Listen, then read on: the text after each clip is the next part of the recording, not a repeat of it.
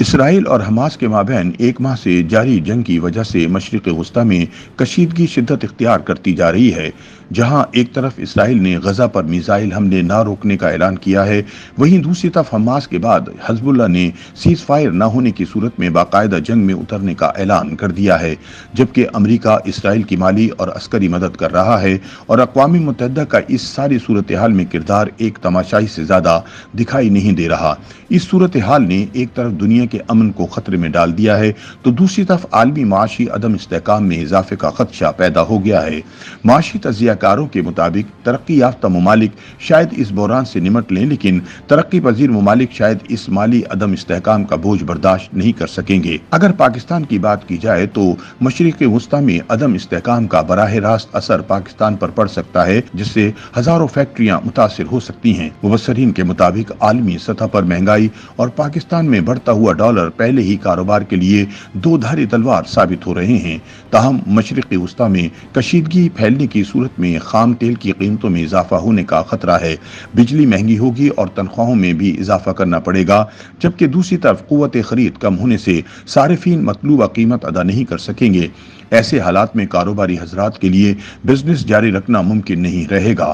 Sialkot chamber of commerce کے سابق صدر میاں نعیم جاوید کے مطابق پاکستان کی برآمدات امریکہ اور یورپ سے جڑی ہیں۔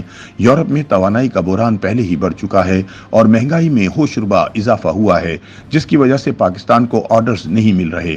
رواں مالی سال کے پہلے 2 ماہ کے اعداد و شمار کے مطابق پاکستان کی برآمدات میں 8% کمی دیکھی گئی ہے، جبکہ جولائی اور اگست میں پاکستان صرف $4.5 ارب کی برآمدات کر پایا، جو گزشتہ سال کے انہی 2 ماہ کے دوران $5 ارب تھی۔ انہوں نے کہا کہ اگر مشرق وسطی میں کشیدگی بڑھی تو یورپ میں حالات مزید خراب ہوں گے اور پاکستان کی برآمدات مزید کم ہو سکتی ہے۔ موجودہ مالی سال کے پہلے 2 ماہ میں ترسیلات زر $4 ارب 10 کروڑ رہیں، جو 21% کم ہیں۔ انہوں نے خدشہ ظاہر کیا کہ اگر کشیدگی جاری رہتی ہے تو ترقی یافتہ ممالک میں بھی حالات خراب ہوں گے اور بیرون ملک پاکستانیوں کی جانب سے ترسیلات زر میں مزید کمی آ سکتی ہے۔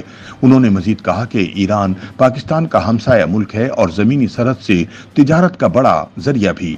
اگر ایران لڑائی میں براہ راست شامل ہو جاتا ہے تو پاکستان کے لیے مسائل بڑھ سکتے ہیں۔ ان حالات میں پاکستان کیا پوزیشن لے گا، یہ اہم ہے، کیونکہ مشرق وسطی میں کشیدگی کی وجہ سے پاکستان میں امن کو خطرہ لاحق ہونے کے ساتھ ساتھ تجارتی نقصان بھی بڑھنے کا خدشہ ہے۔